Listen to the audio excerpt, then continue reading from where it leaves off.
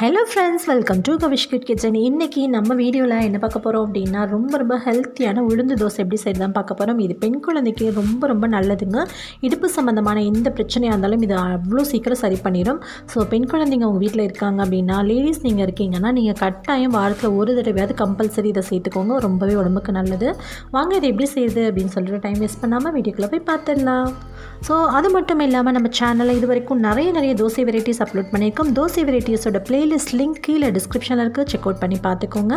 அதுக்கு முன்னாடி வீடியோக்குள்ளே போகிறதுக்கு முன்னாடி நம்ம சேனல் நீங்கள் ஃபர்ஸ்ட் டைம் பார்க்குறீங்கன்னா உடனே சப்ஸ்கிரைப் பண்ணிக்கோங்க. கூட வர பெல் பட்டனை ப்ரெஸ் பண்ணிக்கோங்க. நான் போகிற லேட்டஸ்ட் அப்டேட்ஸ் எல்லாமே உங்களுக்கு உடனே வரும். நீங்களும் மிஸ் பண்ணாமல் பார்க்கலாம். இப்போ வாங்க வீடியோக்குள்ளே போகலாம். இந்த தோசை பார்க்கவே சூப்பராக இருக்குல்ல. இது எப்படி செய்யுதுன்னு பார்ப்போமா?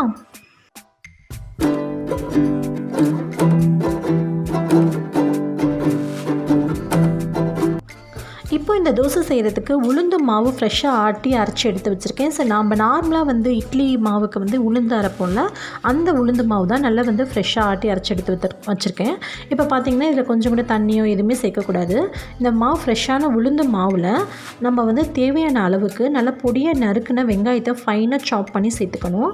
கூடவே பச்சை மிளகா குட்டி குட்டியாக கட் பண்ணி சேர்த்துக்கலாம். உங்களுக்கு வேண்டாம் பச்சை மிளகானா நீங்கள் இதுக்கு பதிலாக மிளகுத்தூள் கூட சேர்த்துக்கலாம். நான் மிளகுத்தூளும் எக்ஸ்ட்ராவே ஆட் பண்ணியிருக்கேன். கூட கொஞ்சமாக மல்லித்தலை ஆட் பண்ணிக்கிறேன். கருவேப்பிலை வேண்டாம். ஏன்னு கேட்டிங்கன்னா அது வாயில் கடிப்படும் போது நிறைய பேர் அதை அவாய்ட் பண்ணுவோம். ஸோ அதனால் கொஞ்சமாக மஞ்சள் தூள் கூடவே கொஞ்சம் போல் உப்பு சேர்த்துக்கலாம். இதை சேர்த்துட்டு நல்லா கரைச்சிக்கலாம். அடுத்ததான் நம்ம என்ன சேர்க்க போகிறோம் அப்படின்னு பார்க்கலாம். இதை நல்லா கரைச்சிட்டு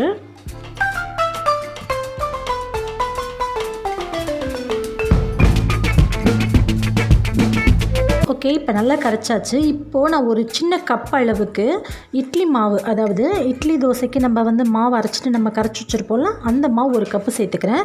நீங்கள் இதுக்கு பதிலாக ராகி மாவு, கோதுமை மாவு, கம்பு மாவு, சோளம் மாவு எது வேணாலும் சேர்த்துக்கலாம். இல்லைனா அரிசி மாவு கூட நீங்கள் சேர்த்துக்கலாம். ஏன்னா நம்ம வெறும் உளுந்து மட்டும் ஊற்றும் போது நம்ம தோசைக்கல்ல அப்படியே அடங்கி போயிடும். ஸோ எடுக்கிறதுக்கு ரொம்ப கஷ்டமாக இருக்கும். ஸோ கொஞ்சம் ஸ்டிஃப்னஸ்க்காக நான் அந்த அரிசி மாவு நம்ம இட்லிக்கு அரைச்சோம்ல, அதையே ரெண்டையும் கலந்ததுலேயே கொஞ்சமாக நான் சேர்த்துருக்கேன். நீங்கள் எது வேணாலும் சேர்த்துக்கலாம். இது உங்களுடைய விருப்பம். இப்போ இதை நம்ம தோசைக்கல்ல ஊற்றிட்டு நம்ம எண்ணெய் தேவையான அளவு எண்ணெயோ நெய்யோ நல்லெண்ணெய் எது வேணாலும் ஊற்றிக்கலாம். ஊற்றிட்டு நம்ம திருப்பி போட்டு எடுக்கலாம். நீங்கள் கேட்கலாம், இது என்ன அரிசியும் உளுந்து சேர்ந்து தானே நீங்கள் ஊற்றுறீங்க, நார்மலாக நம்ம தோசைனா அப்படி தானே ஊற்றுவோம் அப்படின்னு சொல்லி நீங்கள் கேட்கலாம். ஆனால் இது டோட்டலாகவே ரொம்ப டிஃப்ரெண்ட்டாக இருக்கும். உளுந்து மட்டும் அதிகமாக சேர்த்துட்டு சும்மா கொஞ்சமாக பேருக்கு அந்த ஸ்டிஃப்னஸ்க்காக அந்த இட்லி மாவை கொஞ்சமாக சேர்த்து செய்யும்போது ரொம்ப டேஸ்ட் நல்லாயிருக்கும். இது கூட கோதுமை மாவு, மைதா மாவு இல்லை முட்டை கூட நீங்கள் இது கூட சேர்த்து நீங்கள் ஊற்றலாம். ரொம்பவே டேஸ்ட்டு சூப்பராக இருக்குங்க. கண்டிப்பாக நீங்கள் ட்ரை பண்ணி பார்த்துட்டு எப்படி இருக்குன்னு கீழே கமெண்ட்டில் சொல்லுங்கள். இந்த வீடியோ உங்களுக்கு பிடிச்சா லைக் பண்ணி ஷேர் பண்ணுங்கள். மறக்காமல் நம்ம சேனலில் கவிஷ் கிச்சனை சப்ஸ்கிரைப் பண்ணிக்கோங்க. தேங்க்யூ. இவ்வளோ நேரம் பொறுமையாக பார்த்தவங்க அனைவருக்கும் ரொம்ப நன்றி. இன்னொரு இன்ட்ரெஸ்டிங்கான வீடியோவில் சந்திக்கும் மாதிரி நன்றி, வணக்கம். தேங்க்யூ ஸோ மச் ஃபார் வாட்சிங் this video. So bye. Thank you.